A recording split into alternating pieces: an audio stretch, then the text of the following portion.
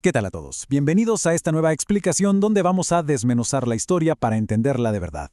Hoy nos toca meternos de lleno en una de las épocas más tensas y francamente más decisivas de la humanidad, la década de 1930. Porque, muchas veces pensamos que la Segunda Guerra Mundial fue algo que simplemente estalló de la noche a la mañana, ¿verdad? Como si hubiera salido de la nada. Pero la realidad es otra. Esos años 30 fueron literalmente un polvorín gigantesco. Las piezas se fueron acomodando poco a poco, ficha por ficha, acumulando una presión brutal durante toda una década hasta que, inevitablemente, todo voló por los aires en el conflicto más devastador que hayamos visto. Bueno, para no perdernos, vamos directo al grano. Esta es nuestra hoja de ruta, que nos va a ayudar a organizar y compartimentar un poco cómo se cruzaron todas estas líneas de tiempo globales antes de que el tablero Inteo se incendiara. Primero, veremos la paz ficticia. Segundo, la Guerra Civil Española. Tercero, la expansión y el fascismo global. Y cuarto, el avance de Alemania. Empecemos. Sección número 1. La paz ficticia. Las semillas de otra guerra. Ahora, hay una ironía histórica gigante sobre los tratados que supuestamente debían poner fin a la Primera Guerra Mundial. Se suponía que iban a asegurar una paz duradera, pero en realidad solo crearon una especie de espejismo. Plantaron las semillas exactas para el siguiente desastre. Y aquí podemos ver cuáles fueron esas famosas semillas. Tenemos por un lado una serie de conflictos territoriales mal resueltos. Luego, las inmensas reparaciones económicas que le impusieron a Alemania, que para ponerlo en perspectiva, asfixiaron por completo su economía. Y a esto hay que sumarle a Francia presionando con muchísima agresividad para cobrar esos pagos. Todo este combo generó una inestabilidad económica tremenda y un descontento social que se podía palpar en el aire. Y como ya sabemos qué pasa cuando hay desesperación económica, esto funcionó como el abono perfecto para que surgiera un nacionalismo radical y súper violento. Estas condiciones, que eran increíblemente duras, empujaron a naciones enteras al borde del abismo. Pasamos a la sección 2, la Guerra Civil Española, polarización y conflicto, de 1923 a 1939. Lo interesante de esta etapa es que España se había mantenido al margen, totalmente neutral, durante la Primera Guerra Mundial, pero claro, no pudo escapar de la tremenda inestabilidad socioeconómica de los años 30. Fue justamente aquí donde saltó la primera gran chispa. Si seguimos esta línea de tiempo, vemos cómo se fue desmoronando todo. A principios de siglo, la monarquía no lograba modernizar el país, así que para evitar un colapso, en 1923 se instaura la dictadura militar de Primo de Rivera. Pero el impacto de la crisis global hace que esa dictadura caiga en 1930. ¿Y qué pasa al año siguiente, en 1931?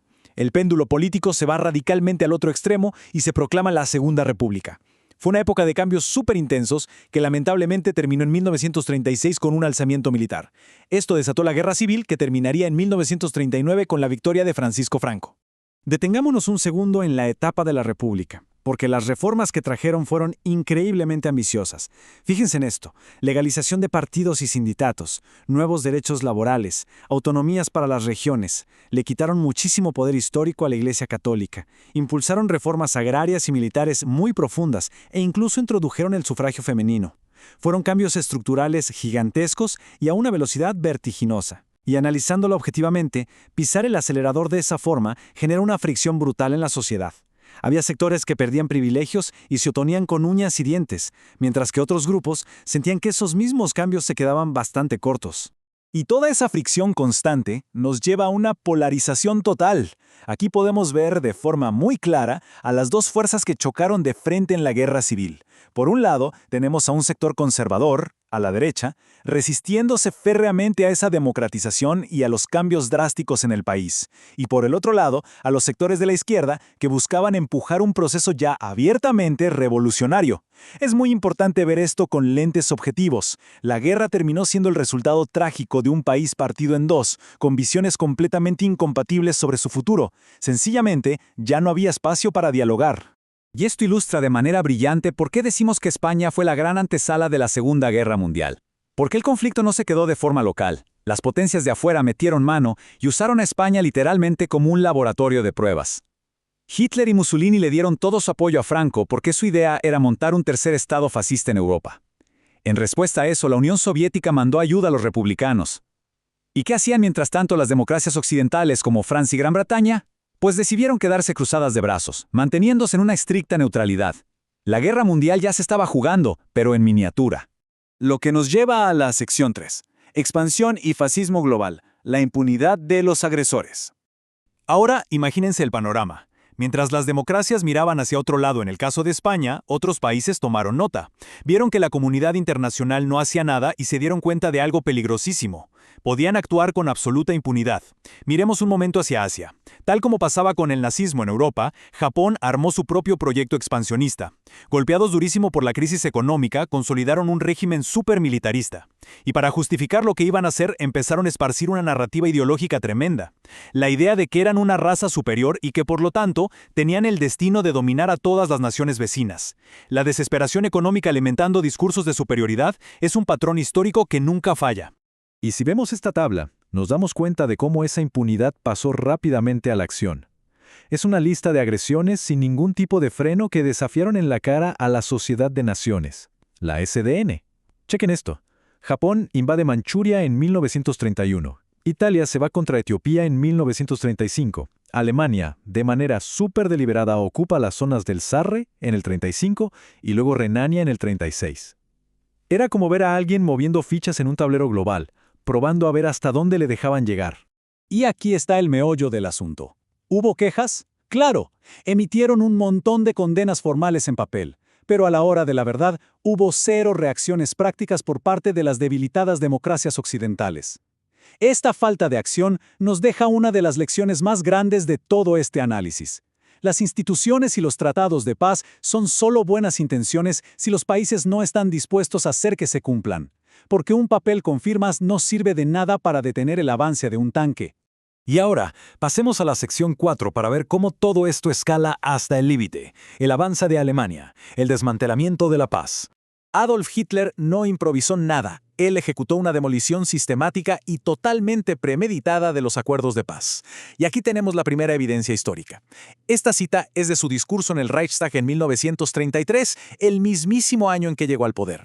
Ahí dice explícitamente que Alemania no iba a seguir en la Sociedad de Naciones y que no tenían intención de renunciar a su libertad de acción. O sea, desde el minuto 1, el rechazo a que alguien más lo supervisara fue total y público. No hubo sorpresas. Pero ojo, si ese discurso público del 33 era alarmante, este memorándum secreto de agosto de 1936 ya pone los pelos de punta.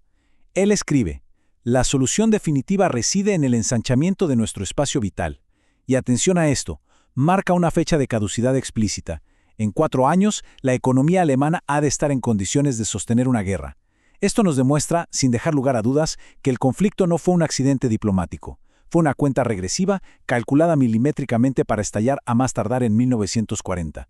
Todo eso nos arrastra directo a 1939, justo en la puerta de la invasión a Polonia.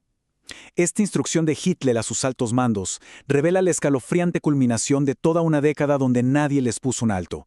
Les ordena enviar escuadrones de la muerte para matar sin piedad, con el único fin de obtener ese famoso espacio vital. El polvorín del que hablamos al principio, que se venía llenando desde el final de la Primera Guerra Mundial, que engordó con la guerra en España, la crisis económica y el silencio del resto del mundo, finalmente recibía el chispazo definitivo. Y así cerramos este recorrido por los años 30, una época llena de falsas paces, tratados que se volvieron papel mojado y una inacción global tremenda. Todo esto nos deja con una pregunta enorme. ¿Es inevitable la guerra cuando las democracias eligen el silencio?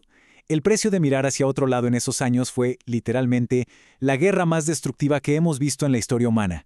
Nos recuerda de una manera súper cruda lo verdaderamente frágil que es la paz cuando nadie da un paso al frente para defenderla en sus primeras etapas de fractura. Muchísimas gracias por acompañarnos en esta explicación. Esperamos que se lleven una perspectiva mucho más clara de cómo la historia siempre se construye pieza por pieza. Hasta la próxima.